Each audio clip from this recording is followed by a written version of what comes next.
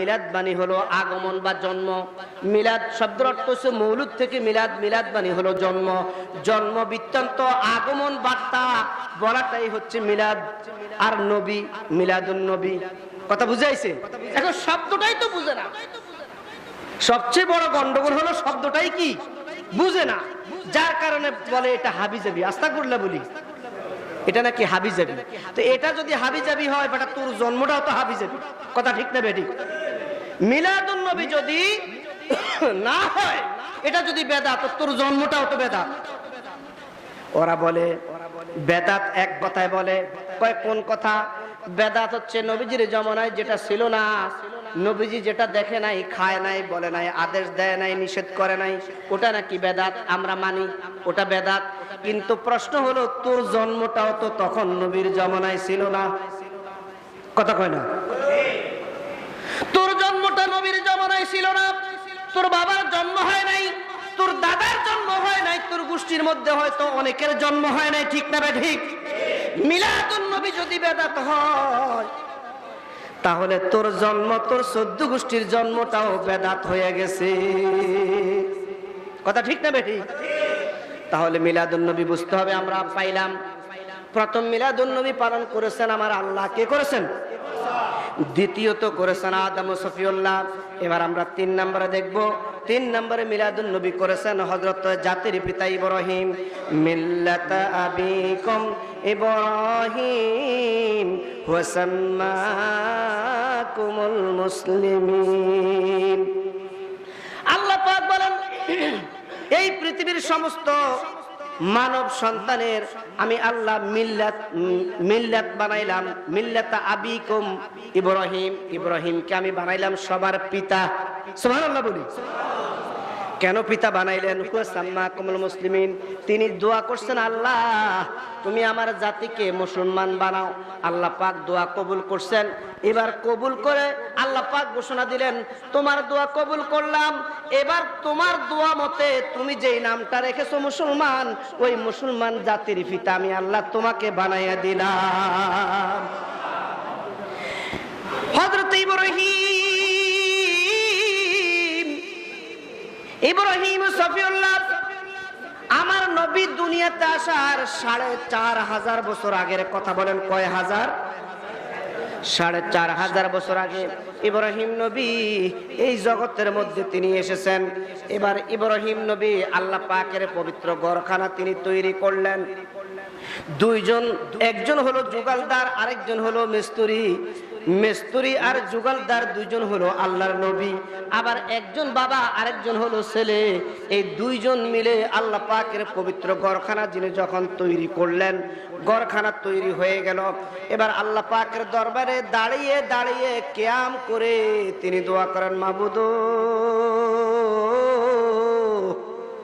ও মাবুদ, আমি তোমার ঘরখানা তৈরি করলাম, তুমি তোমার ঘরখানাকে কবুল করে নাও এবং আমার ইসমাইলের বংশের ভিতরে তোমার সেই মহান রাসূলকে তুমি প্রেরণ করিও। জোরে বলি সুবহানাল্লাহ।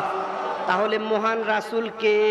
মহান রাসূল হলো ওই যে রোজা আজলে আল্লাহ পাক যেই শপথটা, বাক্যটা তাদেরকে ওয়াদা করাইছেন, সেই মোতাবেক হযরত ইব্রাহিম সফিউল্লাহ, ইব্রাহিম খলিলুল্লাহ তিনি বললেন, তোমার সেই মহান রাসূলকে আমার যুগে আমার ইসমাইলের বংশে তাদের মধ্য থেকে তুমি প্রেরণ করিও। জোরে বলি সুবহানাল্লাহ। এবার আমার আল্লাহ পাক কোরআনে কারীমের মধ্যে তিনি সূরা বাকারার 129 নম্বর আয়াতে আমার আল্লাহ পাক জানিয়ে দিলেন, আমার আল্লাহ পাক বললেন, হযরত ইব্রাহিম সফি ইব্রাহিম খলিলুল্লাহ তিনি যে দোয়াটা করেছেন, রব্বানা ওয়াবা'আস ফীহিম রাসূলাম মিনহুম ইয়াতলু আলাইহিম আয়াতিকা ওয়া ইউআল্লিমুহুমুল কিতাবা ওয়াল হিকমাতা ওয়া ইউযাক্কিহিম। আল্লাহ পাক বলেন যে ইব্রাহিম সফিউল্লাহ আমাকে ডাক দিল, মাবুদ ও মাবুদ, মাবুদ আমি এই ঘরখানা তোমার তৈরি করলাম, আমার ঘরখানা তুমি কবুল করে নাও। আলহামদুলিল্লাহ বলি। এবং তোমার ইসমাইলের বংশে তোমার সেই মহান রাসূলকে তুমি প্রেরণ করো তাদের মধ্য থেকে, তিনি যেন তোমার আয়াতসমূহ তাদের কাছে পাঠ করে শোনাইতে পারে এবং তাদেরকে কোরআন এবং সুন্নাহর বিশুদ্ধ জ্ঞান শিক্ষা দিবে, অপবিত্রতা থেকে তাদেরকে পবিত্র করবেন। জোরে বলি সুবহানাল্লাহ। তাহলে আমার আল্লাহর কাছে বড় মজা ছিল, বড় চমৎকার ছিল যে তার বন্ধুর আগমনের বিষয়টা ইব্রাহিম খলিলুল্লাহ তিনি বলেছেন। এবার তাফসিরে ইবনে কাসির, এটা কোনো সুন্নি আলেম লেখে নাই, তাফসিরে ইবনে কাসির ইসমাইল হাক্কি রহমতুল্লাহ আলাইহি তিনি তাফসির লিখেছেন।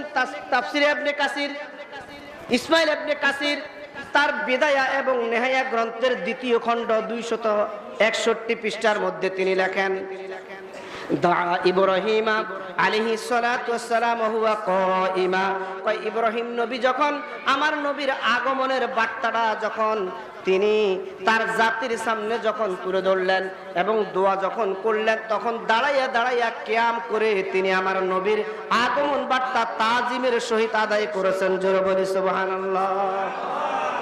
তাহলে আমরা কি পাইলাম? ইব্রাহিম নবী আমার নবীর আগমনের বার্তাটা যখন দেন দাঁড়াইয়া না বসে, জোরে বলেন দাঁড়াইয়া না বসে। তাহলে দাঁড়ানোটা এজমায়ে আম্বিয়া, তার মানে দাঁড়ানোটা হলো আম্বিয়াদের সুন্নত। কাদের সুন্নত?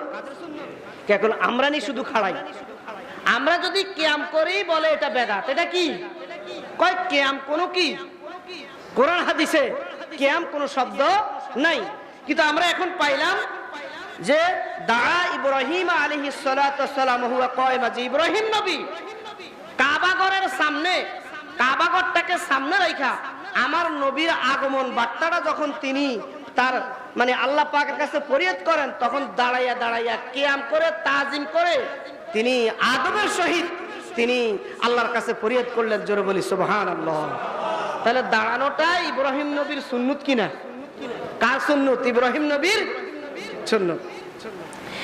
এরপরে আসেন সর্বশেষ আরেকজন নবী। আমার নবী দুনিয়াতে আসার 570 বছর আগে আরেকজন নবী দুনিয়াতে আসছেন, তার নাম হলো ঈসা রুহুল্লাহ। কি নাম? ঈসা। আমার নবী দুনিয়াতে আসার 570 বছর আগে ঈসা রুহুল্লাহ তিনি দুনিয়াতে আসলেন এবং তার জাতির নাম ছিল হাওয়ারি জাতি। কি জাতি? কোরআনে কারীমের মধ্যে আসছে বনি ইসরাইল। আল্লাহ পাক বলেন তার হাওয়ারি জাতি, ওই জাতির সামনে তিনি একটা বক্তৃতা দিলেন। তিনি বললেন, হাওয়ারি জাতি শোনো, আমি দুনিয়া থেকে চলে যাব, আমি চলে যাব, আমার সময় আর বেশি বাকি নাই, তবে আমি তোমাদেরকে একটা সুসংবাদ দিয়ে যাচ্ছি। সমস্ত জাতি একেবারে চোখ তারা মোটা করে তার সামনে দাঁড়িয়ে গেলেন। তিনিও দাঁড়াইয়া দাঁড়াইয়া বলতেছেন, আমার সময়টা শেষ। দুনিয়ার কোনো মানুষ যদি, কোন বাবা যদি সন্তানকে ডেকে বলে, বাবা আমি কিন্তু মরে যাব, আমি আর বাঁচবো না, তবে আমার একটা কথা তুমি শোনো, তখন সন্তান ওই কথাটা শুনতে বাধ্য কিনা? জোরে বলেন বাধ্য কিনা? যে নিশ্চয়ই কোনো গুরুত্বপূর্ণ কথা বলবে। হযরতে ঈসা রূহুল্লাহ তিনি ডাক দিয়ে বলে, ও আমার হাওয়ারি জাতি, এই পৃথিবীর জমিন থেকে আমি বিদায় নিয়ে চলে যাব, আমার সময় আর বেশি বাকি নাই, আমি চলে যাব। আমি তোমাদেরকে একটা বার্তা দিচ্ছি, সুসংবাদ দিয়ে গেলাম। কি সুসংবাদ? আমি চলে যাওয়ার পরেই যিনি দুনিয়াতে, আমার পরে যিনি দুনিয়াতে আসতেছেন, এমন একজন মহান রাসূল আসতেছেন, যার নাম হলো ইসমা মুহাম্মাদুর রাসূলুল্লাহ সাল্লাল্লাহু আলাইহি ওয়াসাল্লাম। জোরে বলি মারহাবা, মারহাবা ইয়া রাসূলুল্লাহ।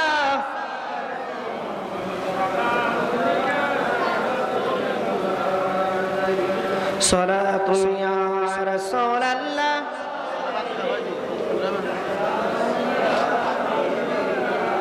আলাইকুম, সালাতুন ইয়া রাসূলুল্লাহ আলাইকুম সালামুন ইয়া। এবার তাফসিরে ইবনে কাসির, আমার আল্লাহ পাক তার হাবিবকে ডাক দিয়ে বলে, বন্ধু আপনি স্মরণ করুন সেই সময়ের কথা। কয় কোন সময়ের কথা? কয় যখন হযরতে ঈসা রূহুল্লাহ তার হাওয়ারি জাতিকে ডাক দিয়া তিনি আপনার নাম সারা সিফাত আগমন বার্তা তিনি তুলে ধরলেন। আমার আল্লাহ পাক ওই কথাটাই কোরআনে কারিমের মধ্যে তিনি তুলে দিয়েছেন। জোরে বলি সুবহানাল্লাহ।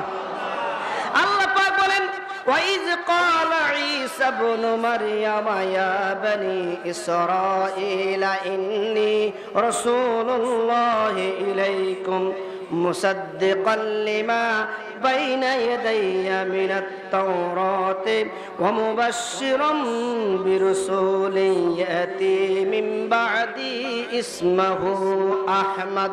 আল্লাহু আকবার বলি।